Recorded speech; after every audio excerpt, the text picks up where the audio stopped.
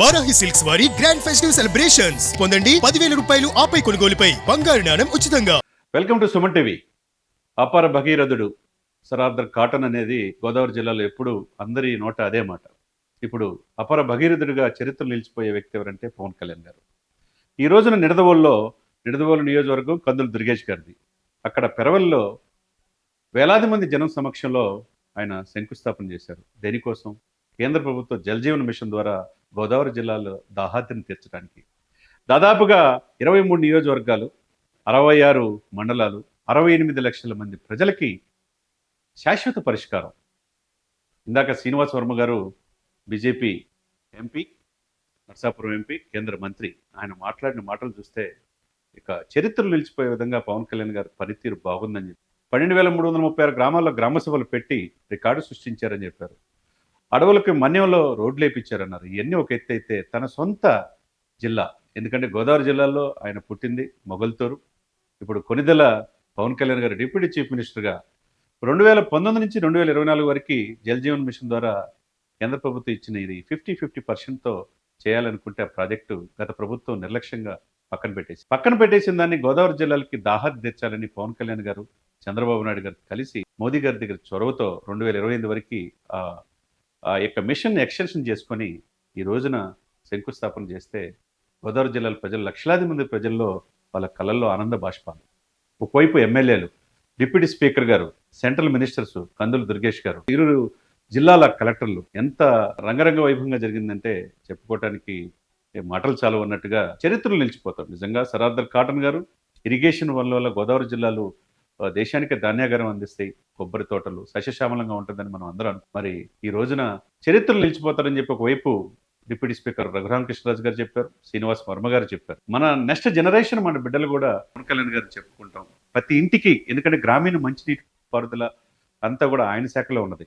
ఒకవైపు పంచాయతీలో సంస్కరణలు తీసుకొస్తున్నారు, గ్రామీణాభివృద్ధిలో దేశానికే రోల్ మోడల్గా ఆంధ్రప్రదేశ్ని తీర్చిదిద్దుతున్నారు. మూలాల్లో ఇక్కడికి వెళ్తే గనక ఈ కూటమి కట్టక ముందు ఈ 2 జిల్లాలకి 0కే పరిమితం చేసి వైఎస్ఆర్ పార్టీకి హెచ్చరిక జారీ చేశారు. నిజంగా గోదావరి జిల్లాకి వైసీపీ 0నే పరిమితం చేశారు. అదే తాడేపల్లిగూడ సభలో అయితే జగన్ నేను అదపదాలను తొక్కపోతే నా పేరు పవన్ కళ్యాణ్ కాదు, నా పార్టీ జనసేన కాదు అని చెప్పి చేశారు. ఈ రోజు దేశ రాజకీయాల్లో ఇందాక శ్రీనివాస్ వర్మ గారు చెప్పినట్టుగా అటు మోదీ గారిని, ఇటు చంద్రబాబు నాయుడు గారిని ఒప్పించి కూటమి కట్టి 164 సీట్లు వచ్చి ఈ ఎంపీలే దేశానికి 3వసారి ప్రధానమంత్రి అవడానికి కారణమయ్యారంటే మరి కారణ జన్ముడు కాకుండా పవన్ కళ్యాణ్ ఏమని అనుకోవాలా? మరి ఎప్పుడు కూడా గోదావరి సస్యశ్యామలంగా పారుతూ ఉంటుంది, ధవళేశ్వరం ప్రాజెక్ట్స్ ఉంటాయి.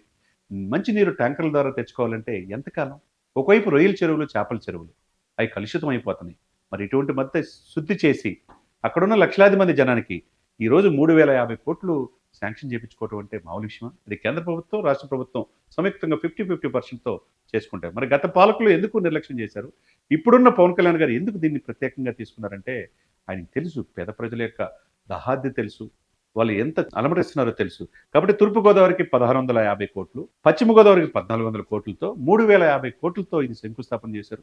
2 సంవత్సరాల కాల పరిమితి నిర్ణయించారు. 2 సంవత్సరాలు పూర్తయ్యే సమయానికి ఇందాక కందులు దుర్గేష్ చెప్పినట్టుగా నిజమైన నాయకుడు పవన్ కళ్యాణ్ గారు అని చెప్పినట్టుగా ఒకవైపు శ్రీనివాస్ వర్మ గారు కావచ్చు, రఘురామకృష్ణరాజు గారు కావచ్చు. మరి మాకు కాటన్ ఎవరో మేము చూడలేదు, కానీ ప్రతి ఇంటికి మాకు ఇరిగేషన్ ప్రాజెక్ట్స్ ఆయన వల్ల వచ్చినాయి కాబట్టి ఆయన పేరు చెప్పుకుంటాం. ఇప్పుడు భవిష్యత్తులో పవన్ కళ్యాణ్ గారి పేరు మేము, మాతో పాటు మా బిడ్డలు, నెక్స్ట్ జనరేషన్ కూడా చెప్పుకోవడానికి ఈ ప్రాజెక్టు ఆయన వల్లే వచ్చిందని చెప్పడం ఏదైతే ఉందో నా భూతో నా భవిష్యత్తు. రాజకీయ నాయకులు వస్తుంటారు, పోతుంటారు, కానీ వాళ్ళ డ్యూరేషన్ పీరియడ్లో ఏం చేసామనేది, దశాబ్దం పైన పోరాటం ఎక్కడా గెలవని వ్యక్తి, రాజకీయ అనుభవం లేని వ్యక్తి ప్రజల్లో మమేకమైపోయారు. ఈ రోజు 4.5 దశాబ్దాల అనుభవం ఉన్న చంద్రబాబు నాయుడు కలిసి డిప్యూటీ చీఫ్ మినిస్టర్గా సరి సమానంగా ఆయన చేస్తున్న సంస్కరణలు ఒకటి కాదు, అటవీ శాఖలో సంస్కరణలు తీసుకొస్తున్నాడు, మన్యం ప్రాంతాలకు రోడ్లు వేపిస్తున్నాడు, ఇంకోవైపు పంచాయతీలకు వన్నెలు తీసుకొస్తున్నాడు.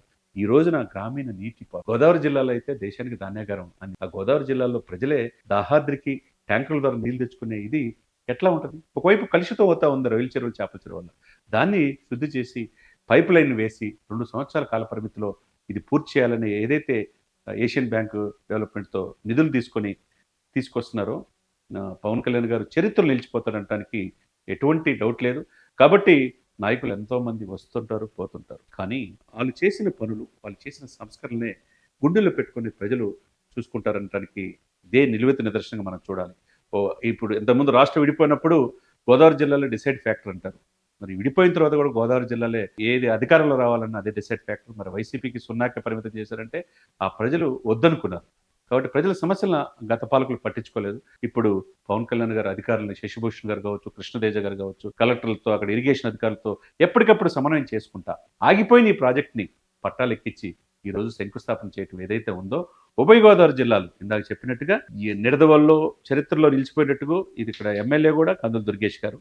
అక్కడ 66 మండలాలు, 23 నియోజకవర్గాలు, 68 లక్షల మంది ప్రజలకి దాహార్తిని తీర్చడానికి పవన్ కళ్యాణ్ చేస్తున్న ఈ యజ్ఞం ఏదైతే ఉందో నేను ఇందాక చెప్పినట్టుగా ఇప్పుడు జనరేషన్తో పాటు నెక్స్ట్ జనరేషన్ కూడా తాతలు ముత్తాతలు వాళ్ళ పిల్లలు మనవళ్ళు మునిమనవరాలు కూడా చెప్పుకునే పరిస్థితికి ఈరోజు ఆ జల్ జీవన్ మిషన్ తీసుకురావడం ఒక ఎత్తు అయితే, దీనికి పేరు 58 రోజులు ఆంధ్రప్రదేశ్ అవతరణ కోసం నిరాహార చేసి అమరుడైన పొట్టి శ్రీరాములు గారి పేరు పెట్టడం ఏదైతే ఉందో అది చరిత్రలో నిలిచిపోతుంది.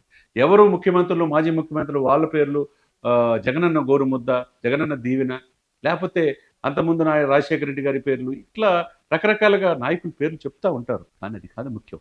మనం చూడని చరిత్ర. పొట్టి శ్రీరాములు గారు ఎవరి కోసం చేశారు? ఆంధ్రప్రదేశ్ అవతరణ కోసం 55 రోజులు నిరాహార దీక్ష చేసి అమరుడైపోయాడు.